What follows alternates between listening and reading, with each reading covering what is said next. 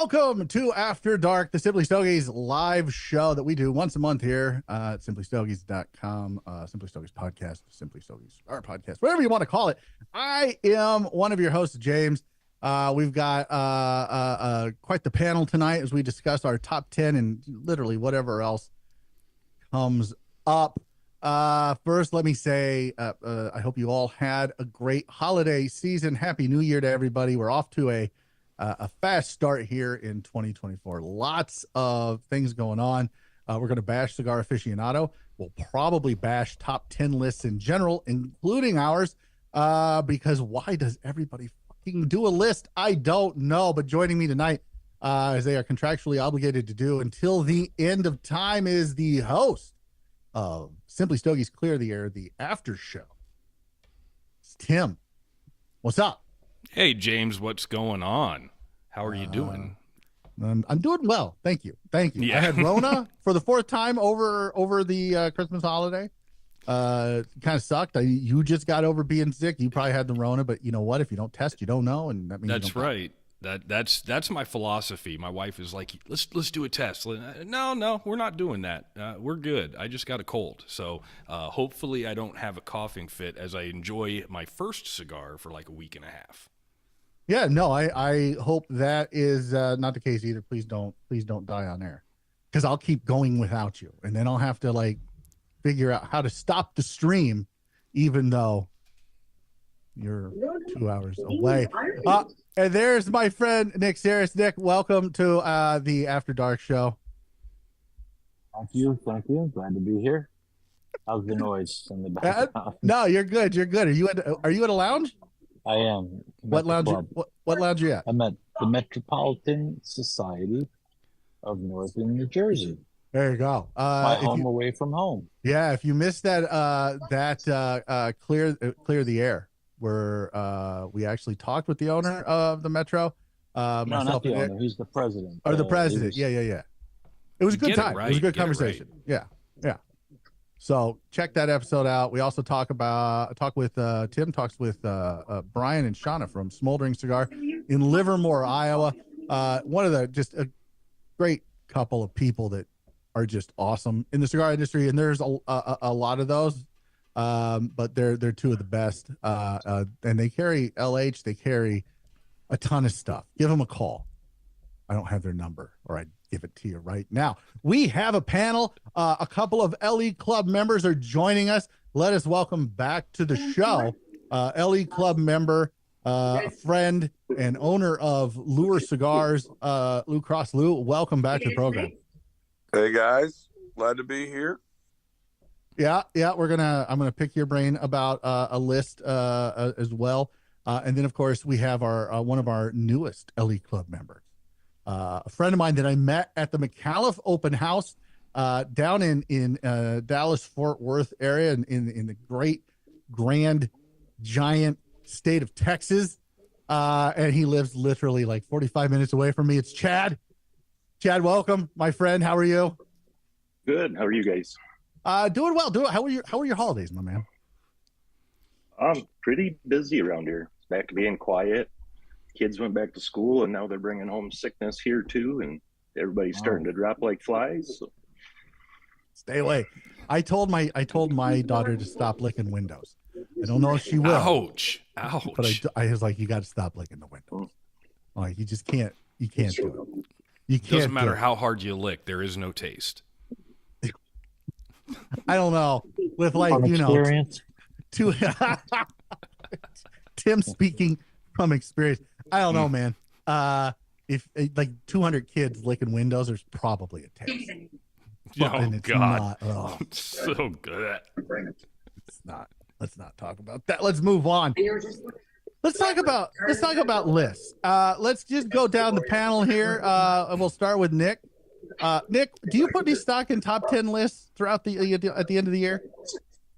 You know my answer. I know, but I want you to repeat it.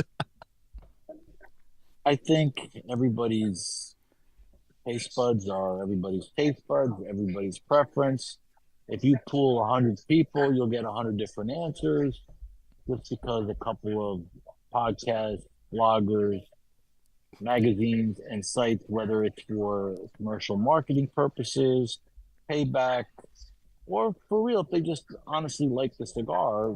The bottom line is, I mean, it's better than it gives them awareness, so it's good in that area. But as far as I'm just all about people trying cigars on their own and making their own opinions. But that's I don't disagree with anything you've said.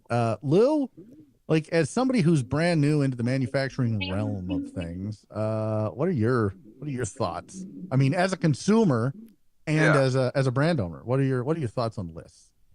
Well, I think that from a consumer standpoint, I've been a consumer for a lot longer than I've been a manufacturer. So I could tell you from a consumer standpoint, I'm always keen on getting people's opinions about the cigars they like and they smoke. Of course, we've had many discussions about some of the lists that are bought and paid for lists, which is fine. I mean, you got to reward your advertisers. I get that. But there's a lot of Facebook groups and other websites and other organizations that are consumers themselves, and they put out a list. I do pay attention to that. I look at it from a standpoint of, what is everybody else smoking? And for every now and then there's a cigar or two on there that I've never heard of or I've never seen before. So it gives some good exposure to brands that my retailers that are my, go-to retailers. I travel a little bit with work, and whenever I get on the road, I try to see and seek out different. Hold on a second. Somebody's calling me. How do I get out of this? Well, this is what happens during a live show, folks. Yeah, we'll just wait. We'll do it live. No worries. Yeah, we'll wait. No, I'm not. I need to send a voicemail there. Okay, I couldn't figure out the buttons. There's like 2 choices on there. Welcome to phone, Simply who dis? Stogies After Dark, everybody. Sorry. No, you're good. So I do pay attention to the list from a standpoint of, does it, alert me to other brands that may need to be, tried or whatever. I like to try a lot of different things. I like to smoke my cigars, but I like to smoke a lot of different cigars. So I'm all for it from that standpoint, but you got to take it with a grain of salt, and you realize that those opinions, are like Nick said, everybody has a different palate. I like certain cigars that nobody else likes, and that's fine. But the fact that there's so many different cigars out there means that there's a lot to try and a lot of variety, and go for it. So, yeah, no, I don't necessarily disagree with that either. Chad, I know you came here to tell us you don't like lists. So here's your opportunity. Tell us how much you hate lists. I don't like lists, and I think I figured that out maybe the first year that I was smoking cigars. I kind of paid attention to a couple lists. And I went out and found the cigars, and they, a lot of them just didn't agree with me. So I kind of go the same. I mean, I weigh myself through sampling everything that I can get my hands on anyways. But kind of like what Lou is saying, there's a couple of Facebook groups I'm in. I kind of watch what the masses like, I guess, and to steer me to what I need to pick up next. Well, I think that lists, if you find I don't pay any people, attention to any lists. Chad, what I would think is that when people in particular that share your same tastes and preference for cigars, those are the people to pay attention to, because they're what they like, what they don't like, where they gravitate towards. So if they're discovering something new and they're telling you, hey, this is a good cigar, you know what you're in store for because you understand that person's palate. I guess the same is true of any list. You could see year after year where they're going. The ones I'm not talking the ones that are just paying back their advertisers and things like that, but these mass groups, that I'm full in agreement with. You should definitely. I have my own, set of friends that I know what their taste buds are. When I launch new cigars, I have a lot of different people try to get a consensus, because you're not going to get everybody to like everything, but you'll know what somebody's particular taste buds are. So I go, hey, you know what? I know this cigar that I'm coming out with, this person is going to like this, but I know that person isn't. And then it's either confirmed, but the key is to try to make it as mass appeal as possible if that's what you're looking for. If you're looking for a very specific market and a typical palate of a person that likes, let's say, a full-bodied cigar that only smokes full-bodied cigars, giving him, a mild Connecticut isn't going to do it for him. So why bother? But again, knowing people in a group, in a forum, those things are great. That's different for me than a top 10 list. The top 10 list, like I said, if you give everybody a paper and tell them to write down the top 10 cigars, how many people are going to be right on with those top 10? Unless they're following, the Cigar Aficionado list or whatever. I mean, there's just so many things out there. Like even the media consensus thing. The big joke was last year that 3 or 4 cigars by, he's a good guy and makes great cigars, Steve Saka, but those things hadn't even been released yet, but they were on the top 10 list. How do you account for that? It's like, okay, I get it. Some people follow blindly like sheep, like mice. And it goes to my theory. I've mentioned this before. It's the Emperor's Clothes theory. Everybody wants to make sure everybody knows that they like the same thing everybody else likes, but nobody wants to be the guy that goes, you know what? I'm not in agreement. I don't like that. Everybody's too afraid of following their own, likes and dislikes. And I think that's what's wrong with the mass consumer basis, because that's why everybody smokes the go-to brands, whether they're doing it to have that cigar in hand that everybody recognizes so they know the label, or what have you. But if they're smoking just because, hey, there's a new cigar, you go into a shop, something you haven't tried, or if you have a good tobacconist that says, oh, you know what, Mr. Customer, I know you like brand A, B, and C. Why don't you try D? And that's what a good tobacconist will do. Will steer you to the right area. And, you should always try different cigars, because my favorite line is, your favorite cigar may be the next one you smoke. Or if you haven't smoked it, you'll never know what your favorite cigar is going to, or it could have been your favorite cigar. So keep trying new cigars for sure. Yeah, I guess I don't necessarily disagree with that. But then before we get to Tim and find out what he thinks of lists, I want to say, if you take the sheeple out of the equation, just the people who will follow blindly, like, oh, so-and-so came out with a list, I'm going to just go get this because they know what they're talking about and I don't, kind of thing. I'm a follower, not a leader. So if you take them out of the equation when talking about lists, it's still very subjective. It is Nick said, Steve Saka last year, that was in the consensus that Charlie Minato and Brooks and Patrick did over a half wheel. Steve Saka is a couple of his cigars were on there and they hadn't officially even launched yet until I think the very end of the year. So how can you get a review out? How can you review that so quickly when it hadn't finished correctly? Charlie talked about it in the article that he wrote, is that these folks are obviously getting cigars from manufacturers. Now, I am not begrudging anybody who does that. If you are a blogger, vlogger, podcaster, writer, whatever role you fill in this media journalist space that we occupy, if that's what you want to do, by God, go for it. I don't care. Just like I don't begrudge Cigar Aficionado taking $250,000 payments for advertising, and then, congratulations, you made the list. So, pay for play is a thing. Getting free cigars is a thing. And I know Half Wheel, we talked about this with Charlie in the episode last year, late last year, that, they had moved away from getting free cigars from manufacturers for a few years. I think 3 or 4 years is where they were at.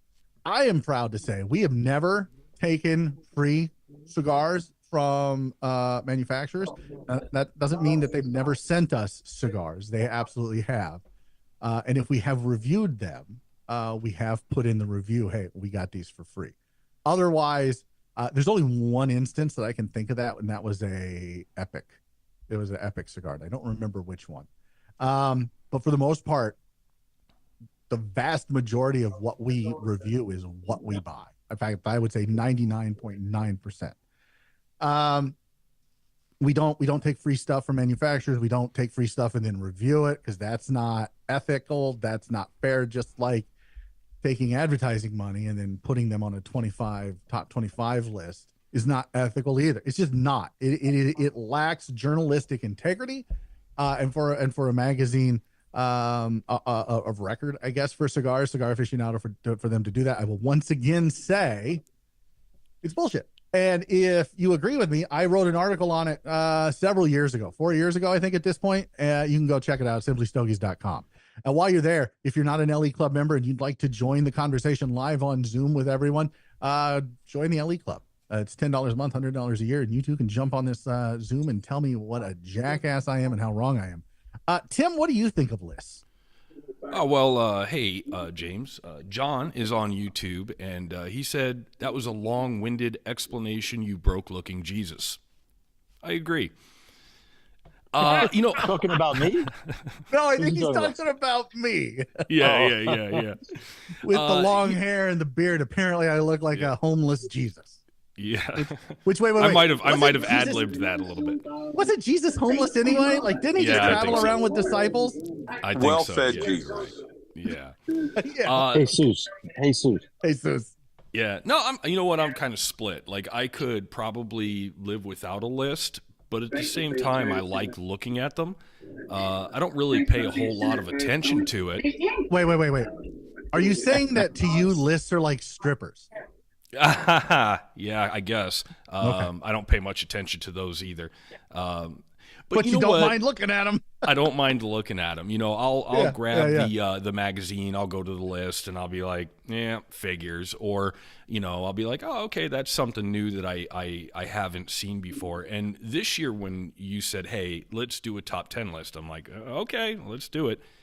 And what actually came out as a product compared to what I thought was going to be put out are two different things. Wait. What did you think? What did you think was going to be put out? I thought it was just going to be each cigar, a couple pictures, and some text about it. I didn't realize that we were going to have the little videos that are like, hey, this is number 10. This is where it's from, and I really liked those short clips. And I tried to give you some props too. And you're like, hey, whatever, it sucks. What, Yeah, I thought I could have done much better. Sure, and but maybe I still think that it was good.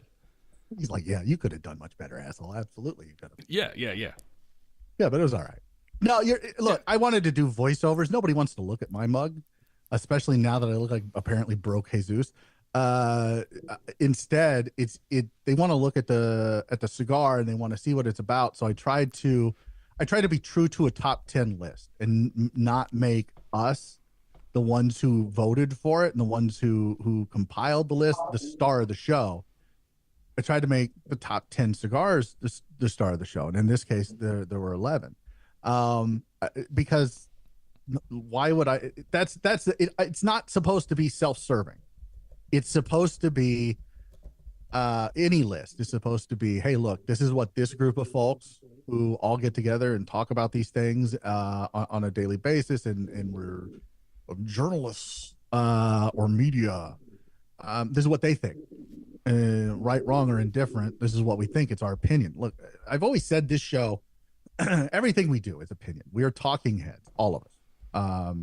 From you guys who come on this panel once a month and hang out with us and talk about it. You guys are part of that. You guys are talking heads. You have an opinion, and we give you a platform once a month to voice your opinion to the world.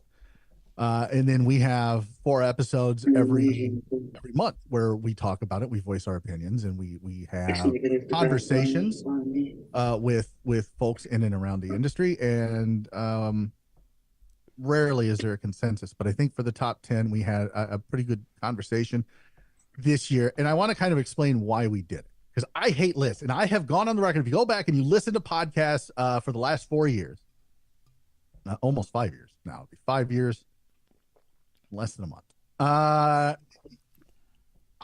hate lists. I hate it. I thought they were self-serving, and I still do to a certain extent, especially for some of the big ones.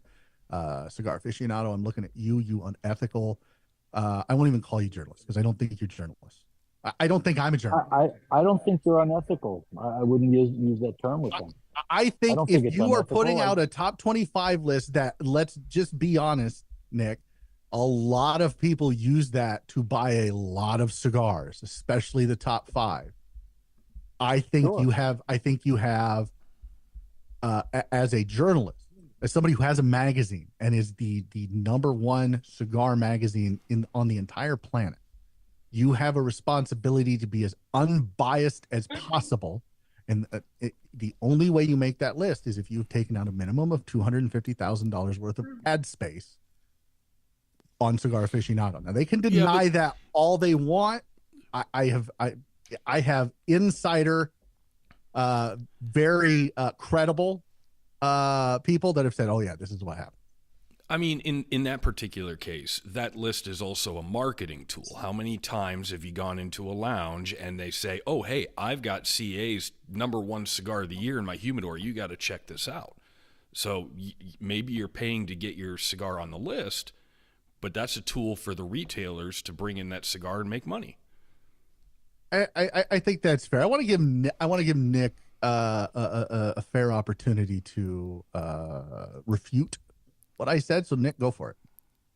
No, it's not a refute. I just don't think that ethical or unethical is the right terminology there, because, again, these people are advertising. It's a tool that's been around since 1992 that I know people that buy and subscribe, many over the year, that buy that magazine, and every year they'll go into a shop with that list and say, "Give me how many of these top 10 cigars do you have?" And they'll buy them all. And at least it's a start for people that are just getting into the culture, into cigar smoking. It's a tool to use to kind of gauge, and this way you can form your own opinions as well. But I think everybody realizes that if you look at those top 10 and then you just browse through that magazine, you're going to see how most of those people advertise in that issue and every issue there is, year after year.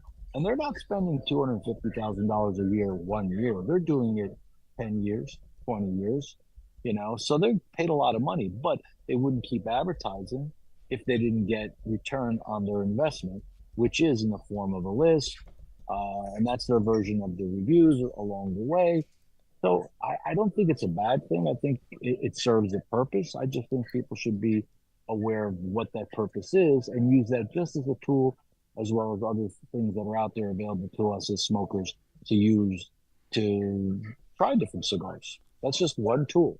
Well, okay. And you're not wrong. And I guess I don't disagree with what you said. And I certainly don't want to beat a dead horse, but the criteria that they use to say, "Hey, if you want us to review your cigar, you have to be in X amount of shops. You have to." But that's a line of bullshit too. They say that, but they don't really go by that either. I know that for a fact. I knew I could lead him right there. I knew I could get him right there. No, that is not the fact. You could be in 0 shops, but if you fork down $250,000, you will get reviewed for sure. And that be in 5 shops, and that's pay to play, and that's bullshit. And which again, I think that it's just bullshit. Now, for the smaller guys that aren't cigar aficionado, which is like literally everybody else who's not cigar aficionado. If you're a magazine and you're doing this and you're doing the cigar aficionado thing, I'm all for it. Like whatever.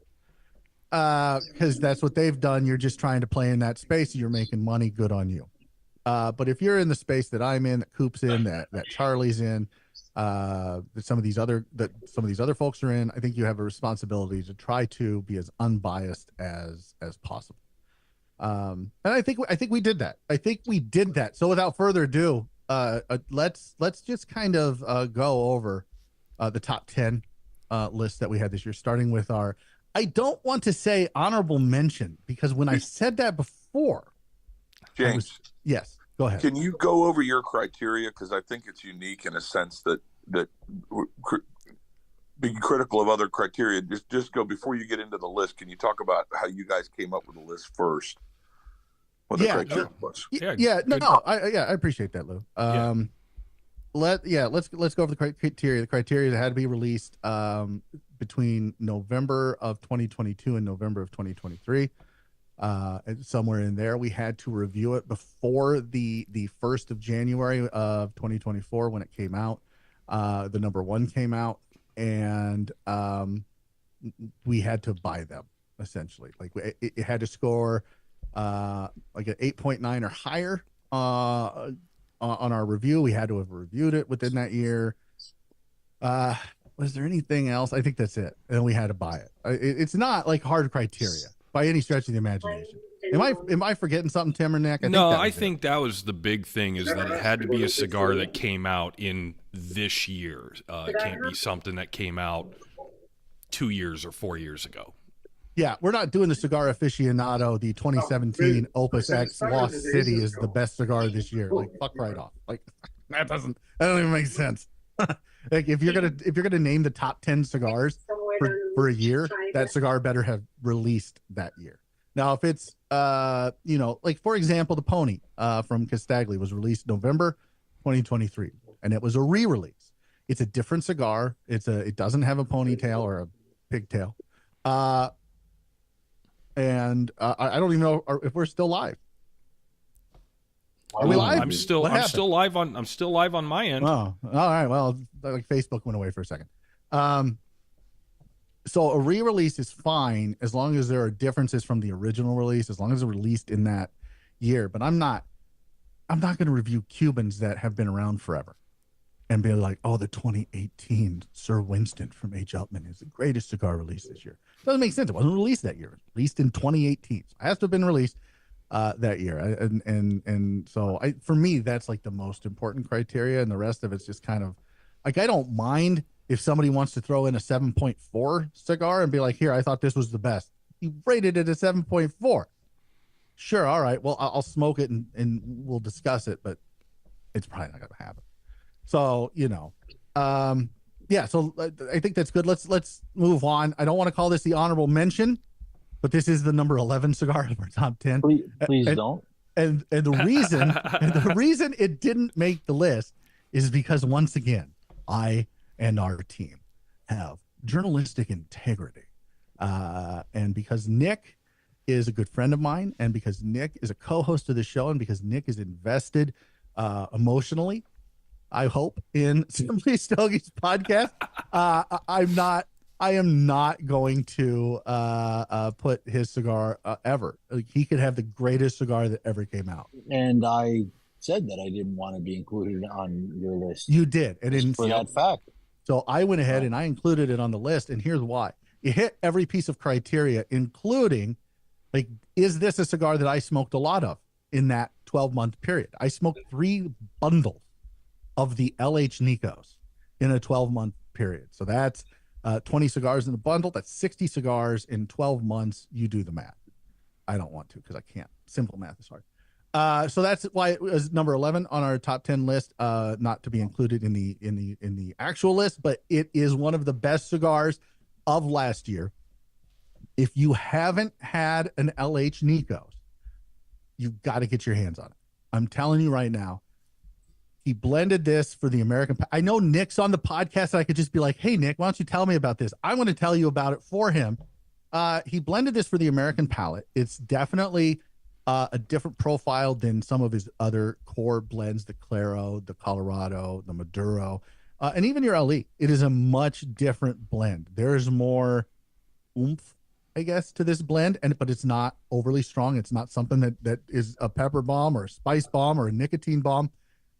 I would put it at medium plus profile, maybe a little on the full end when you get to the end. I really like it. Like I said, I smoked 3 bundles in a 12-month period. Nick, is there anything I missed about the LH Nikos? No, basically, again, listening from the feedback from retailers, consumers that kept and still ask me for stronger and stronger cigars. My criteria personally is that my cigars can be fuller, but a lot of people mistaken, strong cigars for nicotine bombs or just under fermented. Let's be honest. A lot of these cigars are under fermented and people they like that. So that's great. I just will not do that. I don't think it's the right way to produce a cigar. I don't think the cigars should be, should be that way. So I came out with a cigar that I knew it was for a targeted market, an audience of people that like my cigars. Again, even the stronger, and I have new stuff coming out next year that'll even be stronger, but again, with some smoothness. So a lot of people go, yeah, it's still not super strong, but it's got a lot more body. It's fuller. That's my criteria, and it's still smooth. I don't care how strong it would be. It still has to be smooth. And hit the palate in the right way that I like. That's my criteria for my cigars, and that's what I do. Could I make other cigars that aren't in that category? Yes, and I blend cigars for other private labels, for other brands. But again, if they tell me they want something under fermented, it's going to be impossible for me to do because we don't do under fermented in our factory. We just don't do it. You're going to the wrong factory for that type of thing. So, but if they want something stronger, I've made cigars that I personally don't like. Just because I don't like doesn't mean that somebody else wouldn't like it. There's plenty of cigars that I smoke, and I smoke a lot of cigars every day, different cigars. Some of them amazed that are out on the market and selling, but it goes to show you there's something for everybody out there. And that's a good thing because there's a lot of different palates, as I mentioned, and everybody's got their particular flavor profiles that they care for. So from my factory and from what we produce, we have a unique flavor profile, I would say, in the sense that not that they're all the same, but they all kind of have the same underlying, components to it, which is a well-fermented, smooth, and then the blend depends on, the brand owner, what he wants to do with it. So that's all I'm going to say about it. And, that's what that cigar was supposed to do. And I'm happy to say that it was well received. And I'm looking forward to the next one that'll be out, in probably the end of the first quarter. And that's going to be even stronger. Again, another cigar that's totally different than anything else I've produced. I like going outside my comfort zone because, I've been blending now for over 10 years. But I keep changing, I keep learning, I keep trying new things, and I enjoy the process, and I'm very happy that people enjoy them. That's why I do it, believe it or not. Yeah, and that's why you're on the list. Okay, great. That makes you uncomfortable. Tim. I fucking hate you. Yeah, I mean, and I'm looking forward to the next one you're putting out as well. I like everything you put out. I think you and I, your palate and my palate kind of, they're copacetic. Is that a good way to put it? I was trying to do it so it didn't sound weird. Yeah. Okay. Yeah, I think the fact that you also like Cuban cigars definitely seems to be something that a lot of my regular smokers have in common. They either started with Cubans, like to have the occasional Cuban, because that's where I started. That was where, I played in that arena for many, many years. And I still am in that arena. And I like to make things that are different than Cuban, but have the essence of what a Cuban cigar is supposed to be. Yeah. So and speaking of somebody who's played in that arena, is Castagley. They're on this list twice. Number 10 this year is the Ura, which there's Tim. I'm looking at the Facebook guys just so in case somebody decides to say something on Facebook. And then I didn't, Tim disappeared and I'm like, what the hell's going on? I do that every once in a while. Yeah. All right. So number 10 is the Castagley Ura, which is a Club Moreva from the Club Moreva line. I really like that cigar a lot. I had it higher in the list, and after much deliberation and much debate, this is where the Ure ended up. It's definitely on the milder side. I won't call it mild. I would call it medium, probably firmly medium. So that was our number 10. I really like it. If you haven't tried the Castagley Ure, you need to do it. And that was named after they were honoring Marco Bilic's father from the Club Moreva with that cigar. Great cigar. A friend of the show comes in at number 9, Ricky Rodriguez, West Tampa Tobacco with West Tampa Red, which I've seen that on quite a few top 10 lists for 2023. It is I like the black, I like the white. The red's where it's at for me. I think the red is the best of that core line from Rick Rodriguez and company at West Tampa. What do you like? Let's go through. Has anybody here smoked the Uri besides myself? I have not had it yet. You have not had it yet. Lou, No. Have you smoked it? I did. I like it. You like it? Yeah, it's good. I don't think it's the best Casdaglia expression for my palate. I like a little more oomph, but it's very, very good. It's a beautiful cigar, as most of the stuff that he's putting out is. But yeah, I think it deserves a spot. It's good. Chad, I'd smoke it again. have you had the opportunity to smoke a Uri? No, I haven't. Okay, well, we'll have to rectify that at some point. What did you think of the West Tampa Red? You've had to have had one of those, right, Chad? Yeah, actually, I think it was only a month and a half ago. I ordered the white, black, and red finally to try. And I didn't care for the white or the black. The red was my favorite, but not enough to get on my top 10 list, I guess. So. Okay, fair enough. Everyone's palate's different. I mean, it was a good smoke. Just well, if you were going to put together, if I end up with one again, I'll smoke it. Otherwise, yeah, okay. If you were going to put a top 10 list together, Chad, I think this is an interesting question. What would your top 10 be? Do you have anything off the top of your head? Not to put you on the He's spot. got it written down. I don't. Yeah. I did. I made some notes. They're not in order. I just picked 10 of them from the last few months, but I think these are all in this year. And I learned when I was doing this list, when I actually started writing them down, how much I like a more mild to medium smoke, like creamy, nutty. Maybe I should have wrote down stuff earlier, but in no particular order, the Supreme Leaf Toro this year, which I always buy the Agrinorsa's Supreme Leaf. I love those. The Toro, though, has by far been my favorite Vitola so far. I just got the Perfectos this week, and that was amazing too, but I've only had one of them. So, the Dunbarton. Now, Dunbarton, I do blindly buy boxes.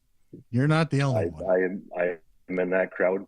I've seen a lot of people that don't like the Wagashi, but I love it. I really, which I'm a big coffee drinker, so a lot of these cigars pair well with my coffee. The Yorktown Fleet from Stolen Thrones, I love that. The Crown Heads, the Mildias. Now, when I pronounce some of these, Tim might be my only friend here. Okay, I got your back, buddy. I got your back. The 2023 Marinettos, that's fabulous. It's a good cigar. The Dunbarton Sakakon, I really like that. And it's just in that Vitola. The Papasaka, when I get through the box I have, I probably won't buy that again, but the Sakakon I for sure will. Let's see, another Crown Heads. Now this one I probably am going to butcher, the Lavareda. Yeah, There which we I go. think is isn't Ferreira green? Am I wrong? Am I right or wrong there? Anybody? That was the year before. Bueller. Okay. All right. So the Lavareda. All right. What else? It is really, really that might be my favorite cigar of the year, honestly. No it is kidding. really, All really right. good. All right. I might have to try it. I do agree with you on the McAuliffe Black. Yes. Oh, that was a spoiler. We're not even there yet. Oh, I'm sorry. No, you're good. You're good. You might agree with me on the McAuliffe. I do. I definitely agree with you. It's such a great cigar. I would say, Chad, you're a big McAuliffe fan. In fact, you are the ambassador of the year. Congratulations on the McAuliffe ambassador of the year. Thank you. Let me ask you this. Is the McAuliffe Black the best in their portfolio? Because I think it is. And if you don't want to say, I get it. For me, no, I don't think. I think I would still rather have a La Crema or a Riata Toro. That's just more my wheelhouse. Now, the McAuliffe Black is not very full to me. Everybody thinks that it's strong and full, and I don't feel that way at all. It's the most full cigar they have in their portfolio. Body, but yeah, but it's not. I would put it at medium. Maybe medium. I don't agree with that either, because the Herencia Maduro, I think, is quite a bit stronger than the Black. I think. Yep. I agree. I think maybe you're right. Maybe that is the case. So, maybe that's okay. All right. What's next on your list? Another Agrinorsa, the Anniversario. I can't even say it. Yes, thank you. Yeah, that one. You're welcome. The Connecticut. Yeah. You know what? I got one of those from the Rocky Mountain Cigar Fest this last year, and it was a Robusto, and I really liked it. I thought it was really good, but I didn't buy more, and I didn't like seek it out. So, how much did I really like it? But I thought it was good when I smoked it. And the last one, and I don't know if this one really counts because I just got it in a holiday box, and it's the Julius Caesar, and it's the Joe that's going to be releasing pretty soon. And that one blew my mind. I'm different Vitolas really get me. I can really love the cigar in one Vitola, and in the other ones, I don't want to smoke it again. And I found that with the Julius Caesars, any of them that I've tried, I don't care for at all. And for some reason, this Vitola and this Joe, which is it's kind of an odd short perfecto. It's got a really long taper going to the cap in kind of a perfecto bottom. That was a really good cigar too. I'm gonna have to check that one out. You said that's coming out soon, so maybe that'll make the list this next year. Yeah, but that was in one of the smoke in advent calendars, right?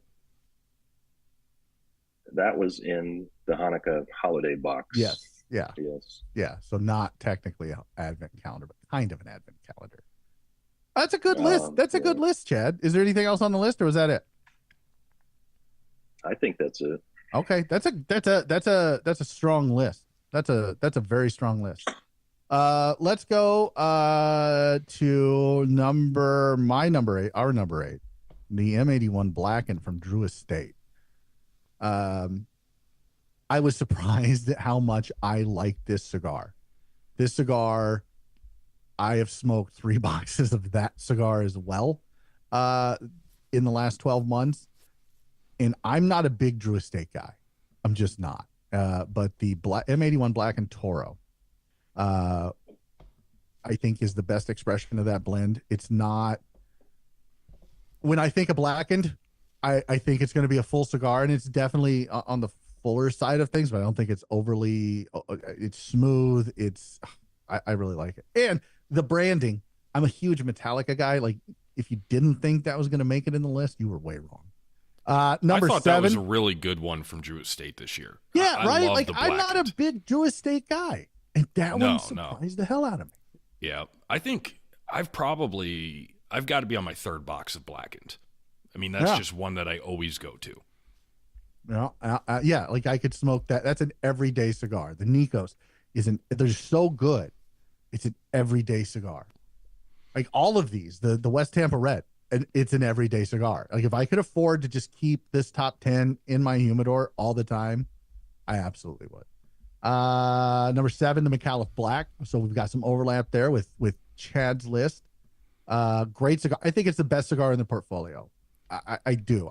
I think I like that better than anything. I like the Migdalia a lot. The Herencia is good. The Riata.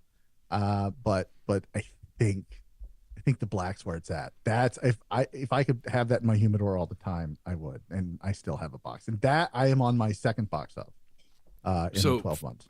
So for me, this is probably the cigar that really caught my attention during the trade show. I had one of these at the trade show. I'm like, holy crap, this is good. And that's probably the only cigar during the entire trade show that I nubbed out until I could not hold it anymore. You know, that's a good point, because I remember the first time we went, the cigar that really blew us away was the Fiat Lux in 22. I don't remember if there was a cigar that really blew us away. And this last year, we were the busiest we've ever been. And that blew everybody away. Everyone's like, this is really good. Number 6, the first LE on the list is the Los Calaveras 2023 from Crown Heads. I think this is the best Los Calaveras release in probably 6 or 7 years. I really like this a lot. It scored very well on our review. You go check all of these reviews out, simplystogies.com. And you can check out the top 10. The banner's up there. Click that. It'll take you to all the videos. The descriptions have the links to the reviews in it. But I really like that cigar. The next on the list, the Tuxla Lomo de Cerdo from Tatawahe. Now, I'm going to be honest with everybody. You go and you listen to that video. Yours truly had a Potomac. And if you're not familiar with what a Potomac is, nobody knows what a Potomac is. It's a word that Tim made up while he was reviewing the Potomac from CAO. And it's world famous now. Is it world famous? I'm not sure about that. Infamous, maybe. And I did the same thing with this. Instead of Cerdo in the video, I called it Cerdo. Oh, that's right. Like some kind of new. But I was literally just trying to get videos out, getting them edited. And I'm an idiot. And I own it. So come at me in the comments. Number 4 on the list is another LE from a relatively new company, Mickey Peg and Company, All Saints Cigars with the Solamente 2023. I like that cigar a lot. In fact, this is a 2-cigar show. My second cigar that I'll be lighting up for this show is the Solamente. It's one of the more interesting cigars that I've smoked this year. Has anybody else smoked the Solamente? That's on the panel. Any dealer? No. Nope, missed that one. Chad, did you like it? Yeah, I liked it. I guess I'm guilty of this. The first Solamente that he released, I really, really, really liked, and this one just wasn't the same to me. So to kind of, I missed the original, so I couldn't compare it. But I mean, I trust your palate, Chad. So if you say the other one was better, it is. But I thought this was one of the more interesting cigars that I smoked this year. I really liked it. And that one just to me though, because that first one seemed more towards medium to me. But I think they were waiting on some bands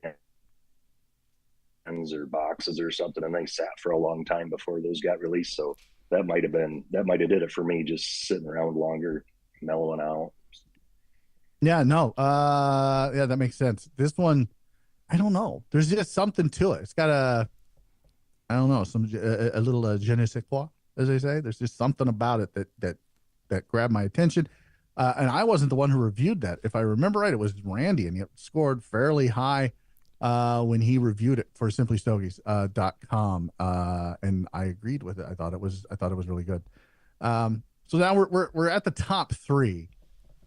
Before we move on and we give you our top 3, if you haven't gone and looked yet and see what our top 3 is, let me bring Lou in, another owner and consumer friend of ours, and a personal friend and an LE Club member. Lou, do you have a top 10 list this year? Is there anything that you've smoked this year that you were like, man, this should have been on the list, but it wasn't? What do you have?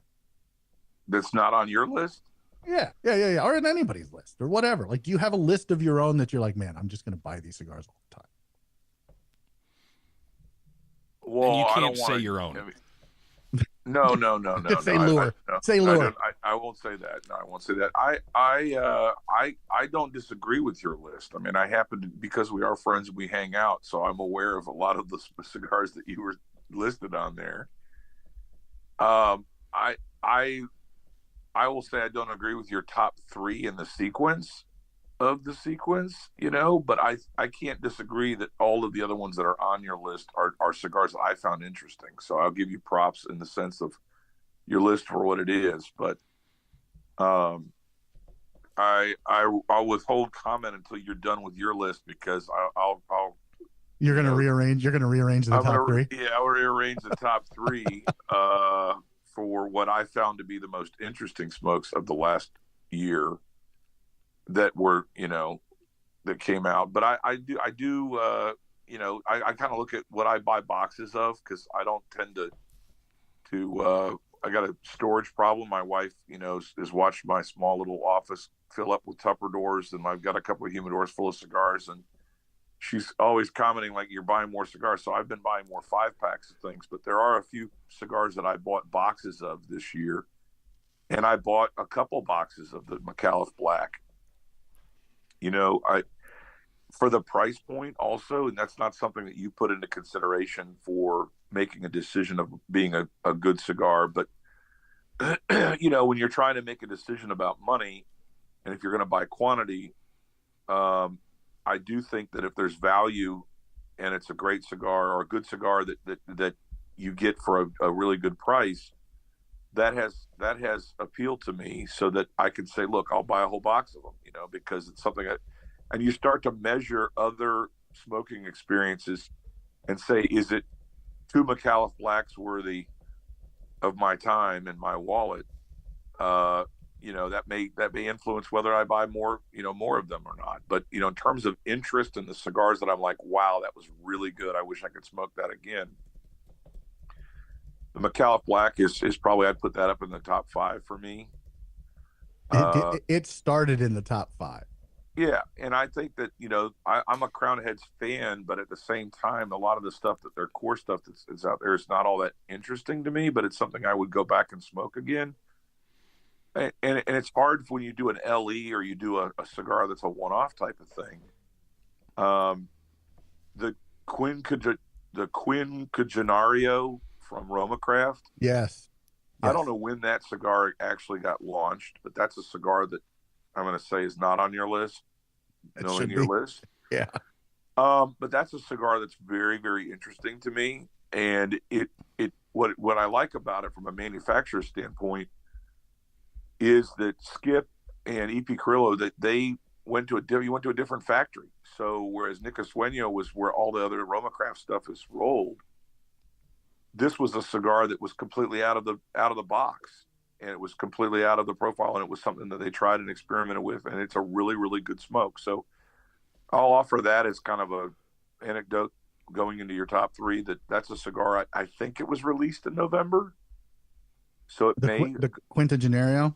Yeah, I don't know when his birthday is, so I don't know. We'll double check, because it wasn't on my radar, but you sent me one and I was able to smoke it and I really liked it. And so maybe you'll see a review at simplystogies.com. And supposedly they're not going to make any more of those, which I find to be difficult, because if you have a really great cigar and a great blend, it's hard for me to even Steve Saka will say these are cigars that are never going to be released again. And then all of a sudden they become like yearly releases. Well, I bought into the whole marketing hype on whether the cigar is going to be the last time you'll ever see something. And then all of a sudden they show back up, and there's other brands that do that too, including some that are in your top 3.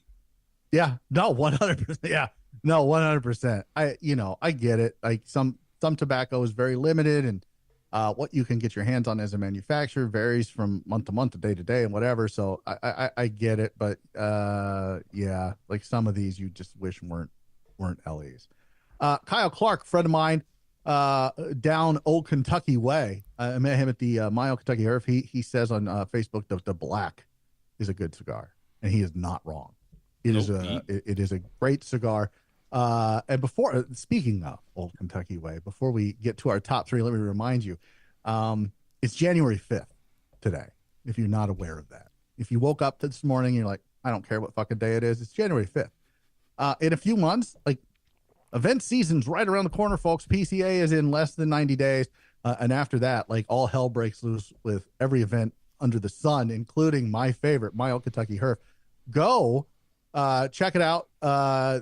You can go to Fat Ash Cigars. If you Google that, I don't have the website because I wasn't planning on doing a little commercial for them, but I'm going to do it right now. Go check it out. My Old Kentucky Herf. It's the largest Midwest cigar event, and it is awesome. Dwight and Steven and Tim put on a great event every year. Tickets, I think you can get your tickets now, or at least you can call them at Fat Ash Cigars and see if you can get them.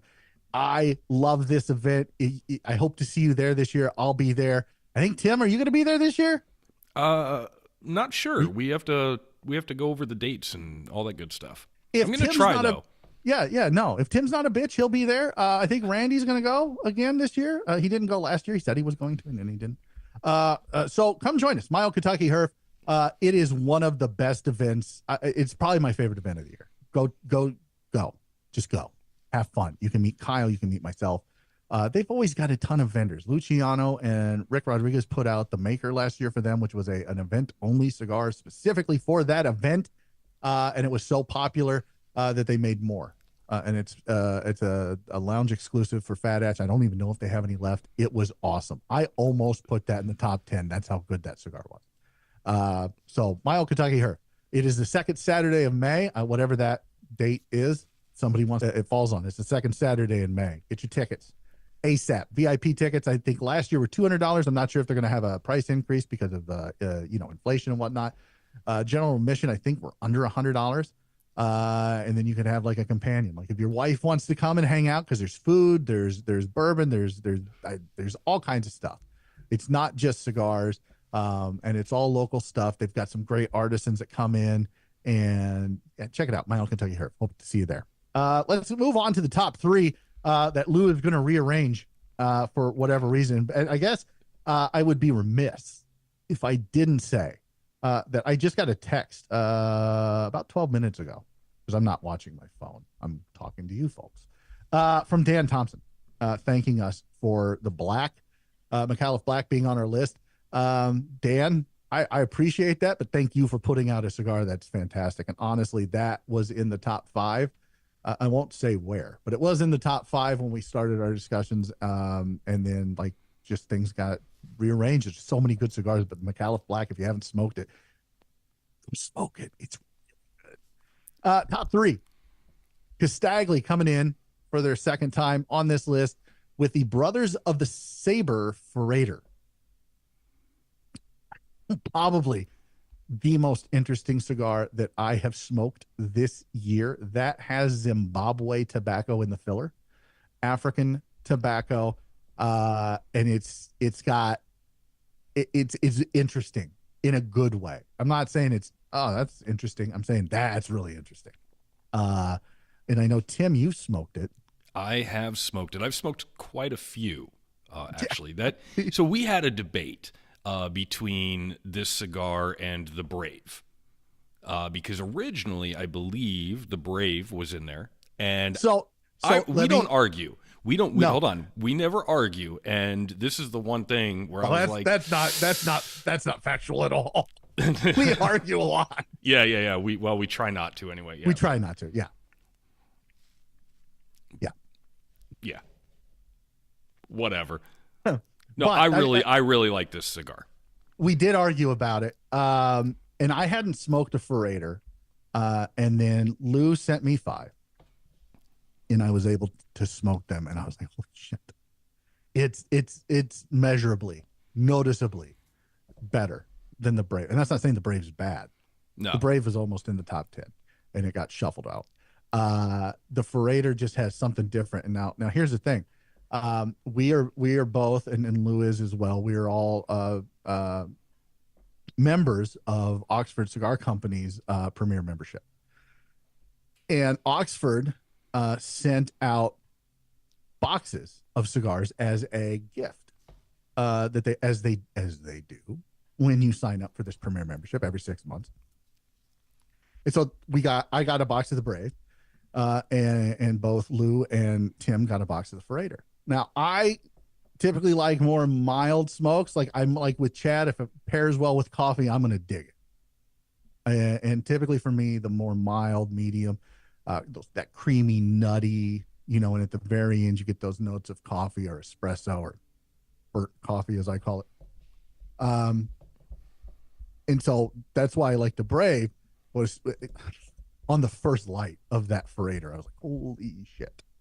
It's just different. It uses a different tobacco that I don't think any of us were used to. I mean, Lou, do you want to chime in here and talk about the Freighter? Yeah. So, like I'm all for trying new stuff, and you kind of turned me on to Castagley. I had never even heard of the brand until a couple of years ago when we first connected via Oxford's, one of the online herfs that we were doing, auction or something that we were doing, and you're like, oh, you got to try the Castagley. And I'm like, what? So I didn't even know about the brand at all, and I've been smoking for 30 years. So I went out and tried a lot of the different ones, and I've yet to find one that I don't consider to be a cigar I'd smoke twice, and most of them I would buy multiple cigars of, and I have bought multiple cigars of. And there's just a lot of variation in the different lines that he's got. But when this new Brothers of the Savior line was coming out, you know, we just took a shot, and the Ferrator, you know, came recommended as being a slightly more bold smoke. So the Brave, you know, or the Brava, or however Jeremy says it, I think he calls it the Brav. the Brav. Well, Yeah. the Brav, you know, okay, whatever. I'm going to call it the Brave because that's what it says. And you know, that's how I learned how to pronounce the word. It's a beautiful box. The blue and the packaging and the just the everything about it is wonderful. I've smoked a couple of the Bravo, and it's a great cigar. And it is a cigar that, because I like cigars with coffee. I mean, I start in the morning and a weekend, and I love a mild cigar that's got a lot of flavor notes to it. Great. But when I smoked that Ferrator, the moment I lit that thing up, I smoked through probably, so it's a box of 20. Yeah. I had smoked through 5 in like the first 3 days. I hate doing that, but I do it too. And I'm like, I can't know. smoke I more. was like, I once the box was open, I was like, oh my gosh, this is good. And yeah, I was into the second tray by like the second week. And then you're like, let's trade. And I'm like, okay. I guess I got to buy more. Yeah. I'm like, so I went out and bought another box because it was one of those cigars that I'm like, I hope that, and you know, I'll ask Nick this because, you know, when you get a cigar of a certain vintage where you have a great experience and it smokes great right away, some cigars age better and they get better with age, and some cigars they go flat over time. So, but when you have a cigar that you get and it's just great right out of the box, like right, you know, with a little bit of rest and you light it up, you know, a manufacturer that commits to continue to make that, it must be a challenge. And I'm new to the manufacturing side of things, to the point where my concern is making sure that I can maintain that quality control and that consistency of the blend. You know, year to year, environmental conditions, climate, you know, and everything else that you're going on. Do you find that to be a challenge when you're making a blend and having it where it's consistent? I mean, or do you roll 100,000 cigars with the hopes of selling them over the next 3 years? I mean, what's the process? No, the key is making sure that you have enough tobacco in stock, not actually rolled, but it's always, and you know, every couple of years we test every batch that comes out to make sure that they're like the other ones. But if you don't have the same tobacco, find from another batch of tobacco. You're going to have some variances for sure. But, you know, generally speaking, if you have enough tobacco, that's the key for any factory, to be able to have the source, a good relationship with the source of where you're buying the tobacco from, or stocking. We ferment a shitload. We keep a lot, you know, we have years and years in backup.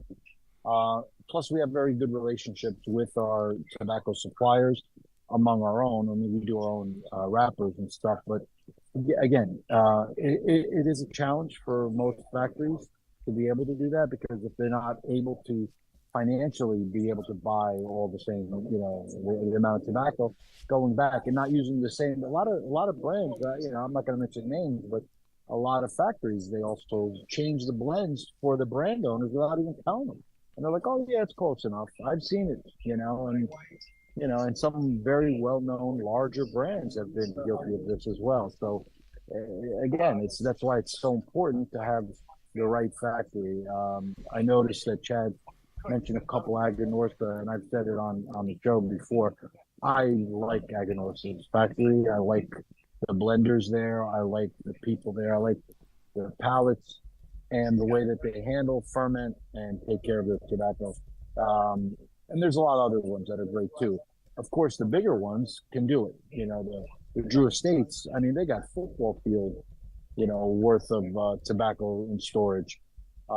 We have a very large facility for that as well, but we're a medium-sized, you know, factory and storage facility. But we still do well. We're growing. You know, we're expanding, and hopefully we'll get more well-known in the U.S. as time goes on.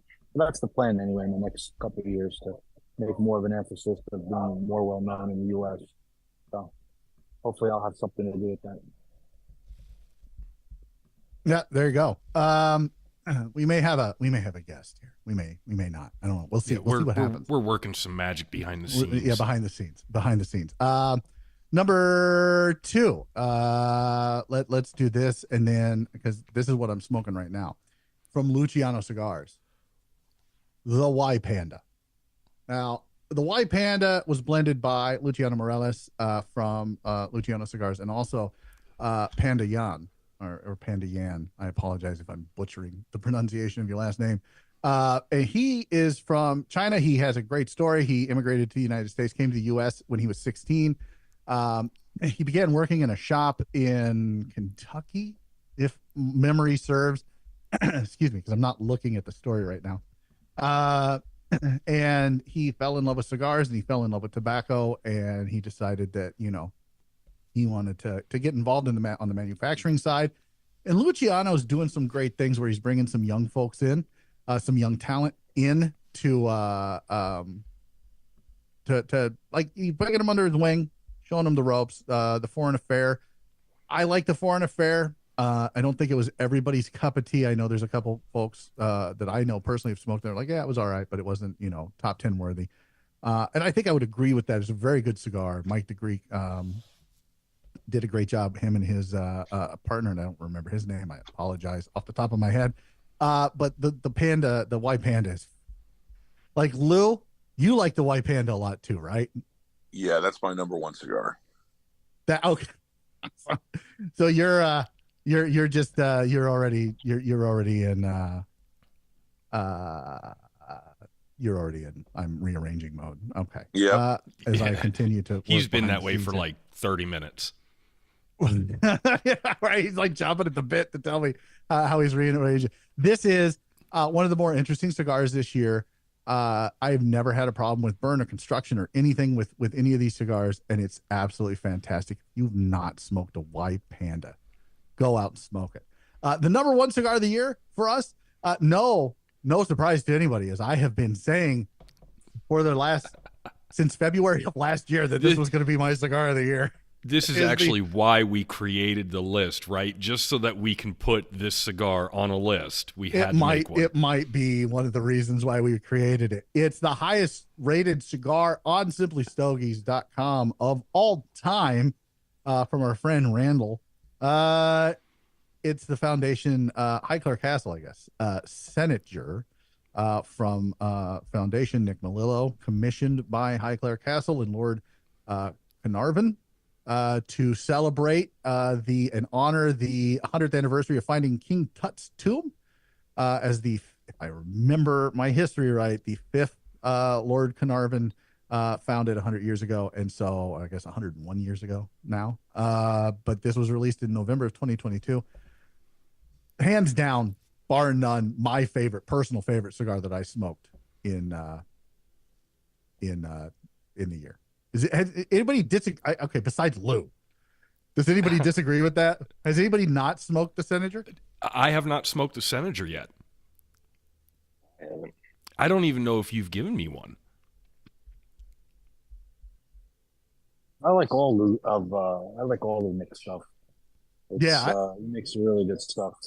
Yeah, I do too, and I like. So he's got the Pasquale and the Pegnataro that came out, the Charter Oak variants that celebrate and honor his 2 grandfathers that helped get him into tobacco.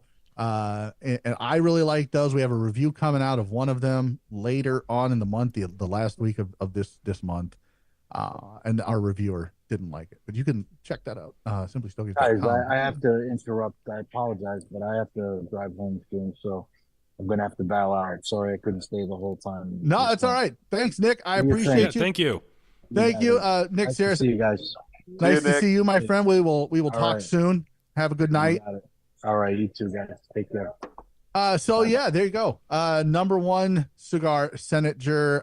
And look, if you, again, like Nick just dropped, but go smoke the freaking Nikos if you haven't smoked the Nikos yet. Really great cigar. Really great cigar. Look, if I haven't given you a Senator yet, Tim, it's because I don't have a lot left. Oh, is that it? That, like, do I really like you? Like, Yeah, valid point. Valid point right there. Valid point. I'll get you a Senator. And the box is so, from packaging to everything, the Senator just nailed it. So if you haven't smoked High Clare Castle Senator, your opportunity, you have an opportunity every year. They're coming out. It's a yearly release now in November. They just came out. They re-released in November this last year. I think Small Batch Cigar has some. I think you can go check it out. But yeah, that's it. That's the top 10. That's it. Okay, so Lou, rearrange my top 3, man. Rearrange my top 3. I mean, me personally, I would put the White Panda at the top. I'd put the Ferreira number 2, and I'd put the Senator number 3. I think I would probably agree. Hey, look, you could both be wrong. That's fine. And, you know, like Chad was saying about the Vitola size, you like the Toro in the White Panda, and I really dig Corona Gorda. I mean, I'm a Corona Gorda fan. I like the smaller size. Really?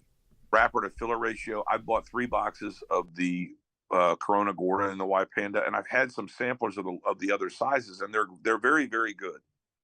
But I think the flavors, just the unique flavors, and with a cup of coffee, I have yet to find a cigar that I like.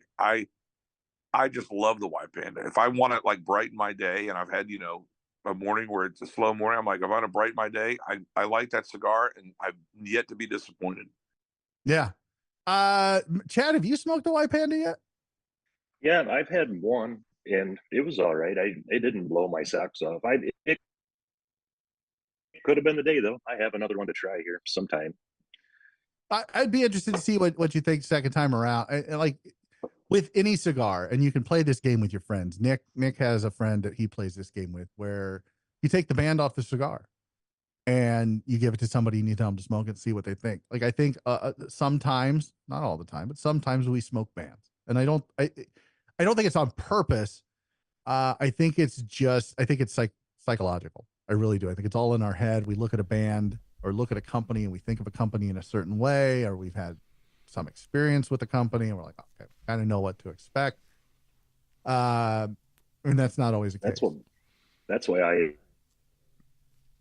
enjoyed that Connoisseur Club for 2 years of getting 5 cigars every month with no bands and seeing what you actually liked that month. That was a fun 2 years for me. And I don't mean to interrupt you, Chad, but I think that when Nick was talking about people just kind of going out and buying Cigar Aficionado and, when the top 25 list comes out and then going and purchasing those cigars that are on that list as a way to kind of broaden their palate and try things they maybe not have tried before or whatever. I feel like for me, that's what clubs like the Connoisseur Club, Luxury Cigar Club, those monthly clubs are for. That's what they're for, is to broaden your palate and maybe try things that you hadn't tried before, and not the top 25 list. The top 25 list is to celebrate the best of the year, right? Am I wrong? Am I crazy? Am I taking crazy pills? That's the way I look at it. Yeah. Chad, you agree, disagree?